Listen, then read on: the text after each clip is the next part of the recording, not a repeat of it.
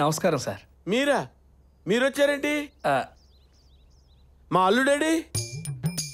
మధు రాలేదు సార్. మాకు సాయం చేయలేదని మీ మీద అలిగాడు. అలక? పెళ్లి కాకుండానే అలక? ఇంతకీ మీకు ఏం కావాలరా? మేడం,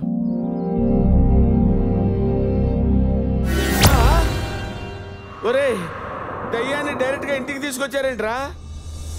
ఇలా తగులుకున్నారేంట్రా నన్ను? నేను దయ్యాన్ని కాదు అంకుల్. ఆ దుర్మార్గుడు అంత పని చేశాడా? అవును సార్.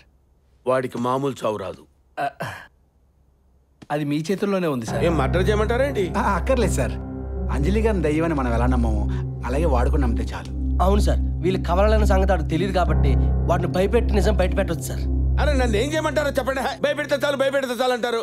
ఏమి లేదు సార్, మీ సర్వీసులో దెయ్యం పట్టిన వాళ్ళు మీరు ఎంతో మందిని చూసుంటారు. చూశాను. ఆ లాంగ్వేజ్, ఆ బాడీ లాంగ్వేజ్ అంజలి గారికి నేర్పిస్తూ మీరు ట్రైనింగ్ ఇస్తే ఆ రమేష్ రావుని అర్థమైంది. మిగతాది నేను చూసుకుంటాను. అంజలిని దెయ్యంలా తీర్చిదిద్దుతా.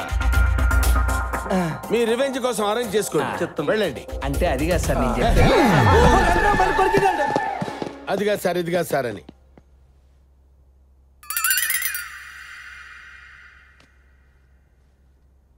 మొదలెడదామా? మనిషికి దెయ్యానికి ఉన్న తేడా ఏంటో తెలుసా? వాటి ప్రాణం ఉండదు మనకుంటుంది, అంతే కదా అంకుల్? ఈ విషయం పక్కలో పాస్ పోసుకునే పిల్లడు కూడా చెప్తాడు. అది కాదు, లాంగ్వేజ్, బాడీ లాంగ్వేజ్. ముందు బాడీ లాంగ్వేజ్ మీద ఫోకస్ పెట్టాలి. ఓకే? అలాగే uncle. Uncle uncle uncle uncle అని పిలవకమ్మా, డిప్రెసింగ్ గా ఉంటది. రాజ్ అని పిలువు, ఇన్స్పైరింగ్ గా ఉంటది. అలాగే రాజ్. ఇంకోసారి పిలువు. అలాగే రాజ్. ఓ దెయ్యాల బాడీ లాంగ్వేజ్ చాలా తేడాగా ఉంటాయి. అవి ఎదురుపడి చూసేటప్పుడు చాలా వంకరగా చూస్తాయి. ఇది నువ్వు చూపించు.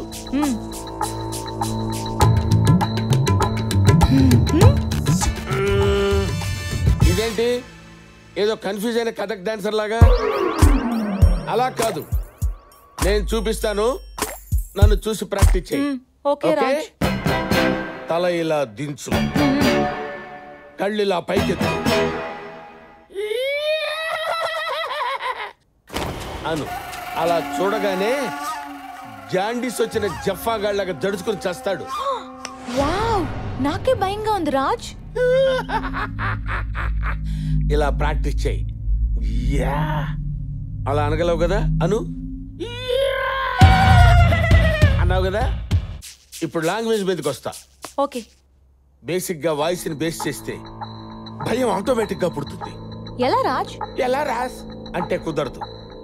బేస్లో ఎలా రాజ్ అనాలి. అను.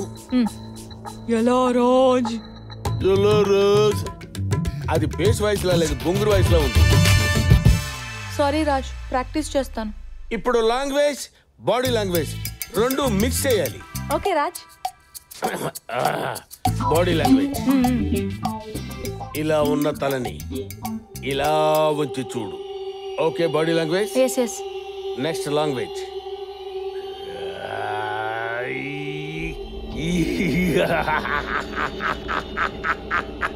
ఎలా రాజ్, ఎలా రాజ్. Wow, super Raj. భజన ఆపి భయపెట్టడం ప్రాక్టీస్ చేయి.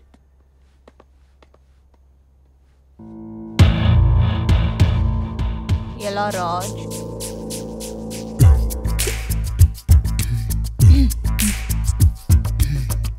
ఎలా రాజ్?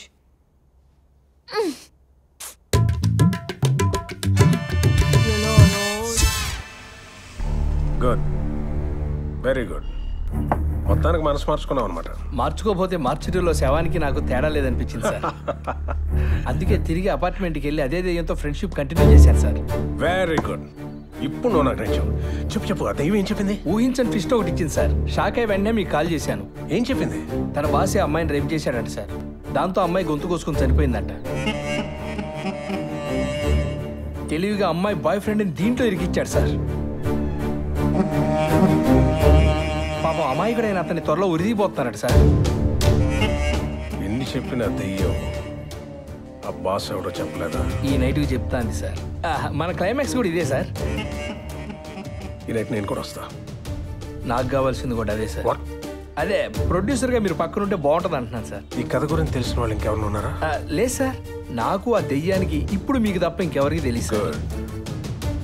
ఎవరికి చెప్పద్దు, కథ బయటకు వెళ్ళిపోతుంది. అలాగే సార్, నేను బయలుదేరుతాను. నైట్కి కలుద్దాం, ఓకేనా సార్? ఈ నైట్కి ఎండ్ పెట్టేద్దాం మన కథకి. అలాగే సార్. కథకు కాదరా, నీకు పెట్టిస్తుంది ఎండ్. నీ కథకి అసలైన క్లైమాక్స్ నేనిస్తారా?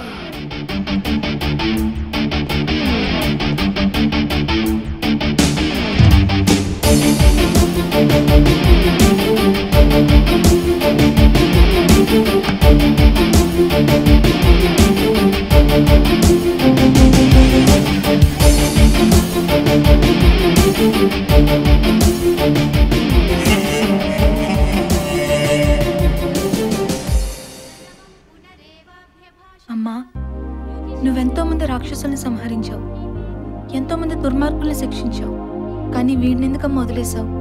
వీడిని కూడా శిక్షించుంటే మా అక్కలాంటి ఎంతో మంది అమాయకులు బలయ్యేవారు కాదు కదమ్మా. మేం చేసే ఈ ప్రయత్నం విజయవంతం కావాలని ఆశీర్వదించమ్మా.